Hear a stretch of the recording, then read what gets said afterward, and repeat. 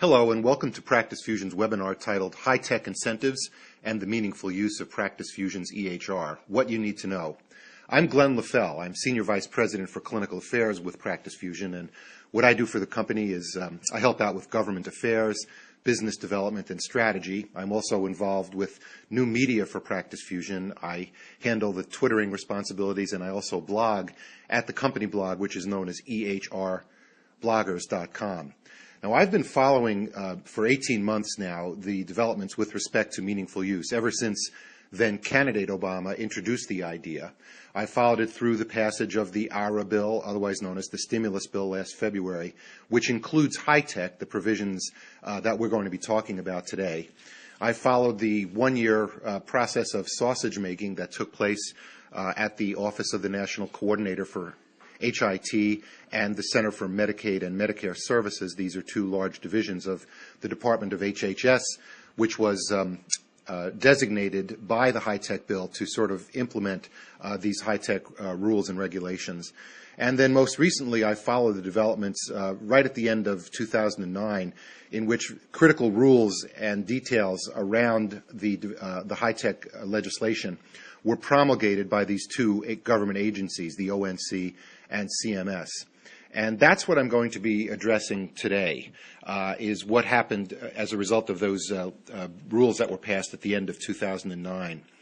And before I get started, I want to share with you my bias about what we're going to be talking about. And my bias is this. First of all, yes, there are problems with respect to the rulemaking that has come out. And these problems are at both a high level and at the ground level. At the ground level, physicians in particular have identified several areas where they're just going to plain flat out have some problems meeting the meaningful use guidelines that have been promulgated by CMS, meeting the percentage of orders that are entered online seems to be onerous for certain types of physicians. Other measures don't seem to apply for certain types of clinicians, including non-clinicians, according to the types of patients that they see and the type of practice they're in. So there are significant ground-level problems. And at a high level, there are problems as well. In particular, the government has yet to identify standards for interoperability between electronic health records and labs and vaccine registries and public health agencies and so on. So these are very significant issues, but these problems, in my view, are solvable. And at least as of this recording, I believe these problems are going to be solved. I think everything about the rulemaking has been transformational. In fact, I think it's aggressive and I think it's right. And when these problems are solved, if we look 5 years down the road, health information technology in this country is going to be in a better place than it is right now. And not only that, but healthcare in general will be better. And that's more than we can say, at least as of today, about the other health reform package, the one which seems to have been put on ice ever since Massachusetts elected a Republican and changed the dynamics of the legislative process. HITECH, I want to repeat, even before we get started, has nothing to do with that health reform process. HITECH is the law, and we're all in the process of implementing that law as we speak. Now, again, just before we get started, I want to emphasize that the target for this presentation is physicians who are in solo or small group practice. And the focus of the talk is going to be on what you need to do now. It's a very high-level introduction to the subject, but it assumes that you are now interested in possibly benefiting from these high-tech incentives, and you are about to go forward to figuring out what you have to do. And so hopefully at the end of this talk, you will know some specific steps that you can take in order to make that happen. And what we're going to cover on this slide is these points here, the high-tech incentives, and that's what you get if you actually use an EHR according to the terms specified by the federal government. Meaningful use is a specific term that defines how you have to use your EHR in order to get the high-tech funds. And a certified EHR is, again, a very specific term that means that the government has sort of signed off on a particular EHR as being capable of supporting a clinician's meaningful use of it so that the clinician can qualify for high-tech incentives. And once we're done defining those three key terms, we'll talk about next steps, particularly the dates involved and the decisions that need to be made, and specifically how we can help. Now, in terms of qualifying for the high-tech incentives, I believe that this can be simplified to a very simple three-step process, which you see here. The first is you've got to adopt a certified EHR, and I'll define that term as we move forward. The second is that you've got to meaningfully use your EHR, and again, that's very specific jargon there, which I will define.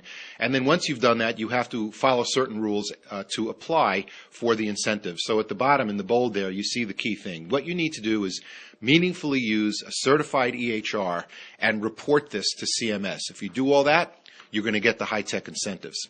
So what are these high-tech incentives? Well, to be specific, they are federal funds from the American Recovery and Reinvestment Act, or ARRA, which is sometimes known as the Stimulus Act, which are designed to drive EHR adoption in this country. The whole legislation is based on what the federal government believes to be adequate proof that widespread use of EHRs will improve the quality of care, reduce the costs of care in this country, and not to mention link physicians with public health agencies and other agencies in a way that can support better public health, better response to bioterrorism, and other things like that.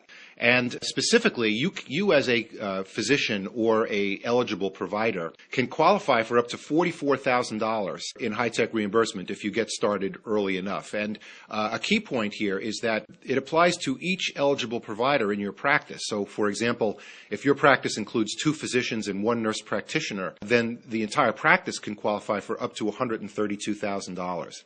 I might add that the $44,000 figure applies to physicians and eligible providers who qualify under Medicare. For the physicians and clinicians who can have a substantial part of their patient practice that is covered by Medicaid, and the number is 30% or more, you can actually qualify for high-tech incentives under the Medicaid program, and there's a lot more money on the table for you. In fact, it's up to $63,000, as you can see here on the slide, if you qualify under Medicaid. But there are some specifics about applying under Medicaid which go beyond the scope of this introductory talk, so I'm not going to be talking about that anymore in this talk, but if you've got questions about Medicaid, we can take that up in a question and answer session to be scheduled later. Keep in mind, these payouts are going to be done over years, and then they will be followed by penalties. So that's how important the government feels it is that they're actually going to penalize you financially if you haven't adopted an EHR by a period of time that they've specified. Okay, and before we leave this slide on high-tech incentives, there's just one last point. I've mentioned the term eligible provider a few times, and that's important to understand here, that it's not just physicians that can qualify for the high-tech incentive payouts. Numerous other types of clinicians can apply as well. For example, chiropractors, nurse practitioners, physician's assistants, dentists, and other groups can all qualify. And if you are interested in seeing whether you can qualify, you ought to go visit our website, which is PracticeFusion.com. We've got a stimulus center there, and on that stimulus center we list all the different types of eligible providers.